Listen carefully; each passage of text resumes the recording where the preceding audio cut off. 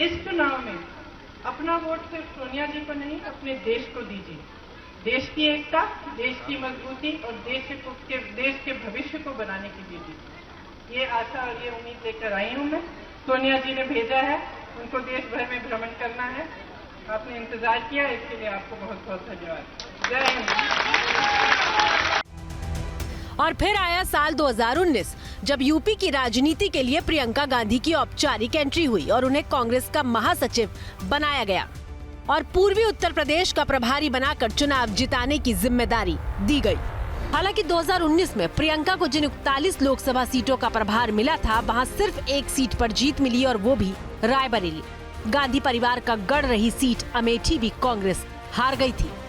लेकिन एक साल बाद 2020 में कांग्रेस ने प्रियंका को पूरे उत्तर प्रदेश की कमान सौंपी ताकि वो पार्टी को 2022 विधानसभा चुनाव के लिए तैयार कर सके। प्रियंका 2022 में यूपी कांग्रेस का चेहरा थी और लड़की हूँ लड़ सकती हूँ कैंपेन से वो काफी चर्चा में भी आई थी। मन में आया कि महिलाओं के लिए कुछ करना। लड़ सकती हूँ, जोर से बोलिए, मैं लड़की हूँ, लड़ सकती हूँ।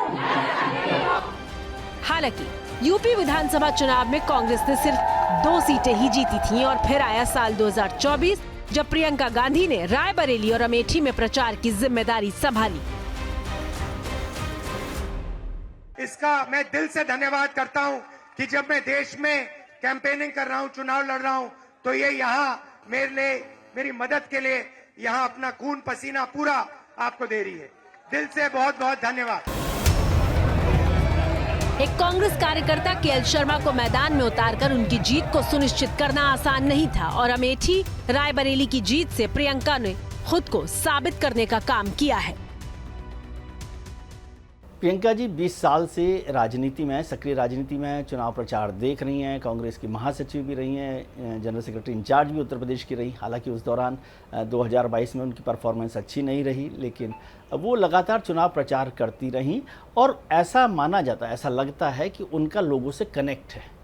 राहुल गांधी का उतना कनेक्ट नहीं दिखाई देता जितना प्रियंका लोगों के बीच में जाकर अपना कनेक्ट दिखाती हैं। पहले उनकी छवि बनाने की कोशिश की गई थी कि इंदिरा गांधी को कॉपी करती हैं, लेकिन अब वो अपनी छवि के साथ निकल रही हैं और लोगों के साथ जुड़ रही हैं, लोगों के साथ कनेक्ट कर रही हैं। मेरे मन में आया कि महिलाओं के लिए कुछ करना है और सबसे बड़ी चीज क्या कर सकते हैं हम आपके लिए, कि आपको समझा सकते हैं कि आप अपनी शक्ति को पहचानो। लड़की हो, लड़की हो।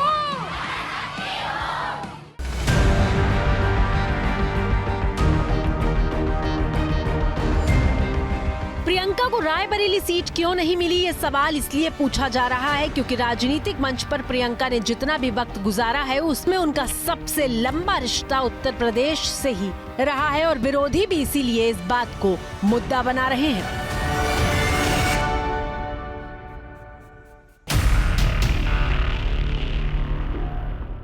जिस वायनाड ने उनको बचाया, जिस वायनाड ने उनको पार्लियामेंट में भेजा, सदन में भेजा,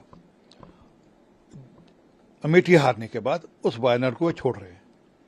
दिखता है कि किस प्रकार की मानसिकता है। और वायनाड सीट के बाद रायबरेली की घोषणा तब तक नहीं की जब तक वायनाड का चुनाव नहीं हो गया था। इसका मतलब वायनाड की जनता के साथ धोखा कर रहे थे, उनको धोखे में रखा और अब उनको धोखा दे दिया है। रायबरेली आप प्रियंका वाड्रा को दे देते अगर ऐसे ही मन में आपके लिए अपनी बहन के प्रति प्यार था तो। उत्तर प्रदेश देश का सबसे बड़ा संसदीय सीटों के हिसाब से प्रदेश, 80 सीटों का, वहाँ से पूरी की पूरी सत्ता का एक दिशा निर्देश मिलता है। तो गांधी परिवार कभी नहीं चाहेगा कि राहुल गांधी, जो उनके एक नेचुरल विरासत वाले उत्तराधिकारी हैं, उनकी बजाय वो प्रियंका गांधी को दें। अगर प्रियंका गांधी को देना होता तो वो तो 2004 से रायबरेली और अमेठी में चुनाव प्रचार भी कर रही हैं, लड़ाई भी लड़ रही हैं। 2022 का चुनाव उत्तर प्रदेश विधानसभा का उन्होंने वहाँ से लड़ा है और लोकसभा का आम चुनाव 2024 का उन्हें नहीं लड़ाया गया। आपकी स्क्रीन पर मौजूद ये तस्वीरें साल 1995 की हैं। मां सोनिया गांधी अमेठी में पूर्व प्रधानमंत्री राजीव गांधी चिकित्सा शिविर में पहुंची थी और उनके साथ प्रियंका गांधी मौजूद थी। प्रियंका गांधी की सार्वजनिक मौजूदगी की इस तरह की ये शायद पहली तस्वीर थी। मां के साथ प्रियंका बेहद बारीकी से सब कुछ समझने और परखने की कोशिश कर रही थी। 1999 में सोनिया गांधी उत्तर से लेकर दक्षिण तक अपनी मां के साथ चुनावी मंच पर दिखाई दे रही थी। उत्तर में अमेठी और दक्षिण में बेल्लारी सीट से सोनिया गांधी तब चुनाव लड़ रही थी। प्रियंका उस वक्त चुनाव मैनेजमेंट का काम देख रही थी, लेकिन चुनावी कैंपेन का चेहरा नहीं थी। तब प्रियंका की उम्र महज 27 साल की थी।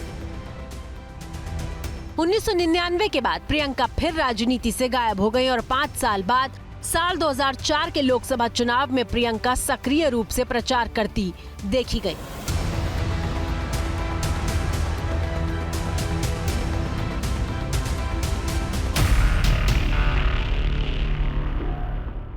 Learning a political vocabulary here. You know, I haven't learnt it here. I have been watching my grandmother, watching my father, watching my mother, so I've learnt it over the last 27 years.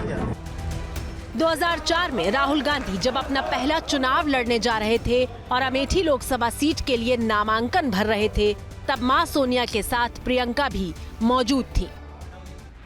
India गठबंधन जिंदाबाद, Rahul Gandhi Akhilesh Yadav. UP में कांग्रेस और अखिलेश की Samajwadi party ने मिलकर चुनाव लड़ा और ये फैसला कामयाब हुआ। गौरतलब है कि वो प्रियंका गांधी ही थी जिन्होंने दोनों पार्टियों के बीच मतभेद दूर करने के लिए अखिलेश यादव को फोन किया था। ऐसा कहा जाता है कि कांग्रेस की ओर से वो गठबंधन को आकार देने वाला चेहरा थी। इन तमाम बातों के बावजूद प्रियंका को केरल की वायनाड सीट से उपचुनाव लड़ना है और राहुल गांधी रायबरेली से सांसद बने रहेंगे। रायबरेली में राहुल गांधी के बने रहने को यूपी में कांग्रेस को फिर से जिंदा करने से जोड़कर देखा जा रहा है। मैं तो बहुत वर्षों से चाहता था कि वो किसी भी हाउस में जाएं, तो मैं उसके लिए प्रयासरत था। मैं तो इस सिलेक्शन में भी प्रयासरत था कि वो लड़ें दोनों सीटों में से अमेठी, लेकिन ये बहुत मेरी दिली इच्छा जो है वो पूरी होने जा रही है। तो उन्होंने वायनाड को एक्सेप्ट किया और कांग्रेस पार्टी ने उनको वायनाड की सीट सौंपी। राहुल जी रायबरेली रहेंगे, ये और खुशी की बात है।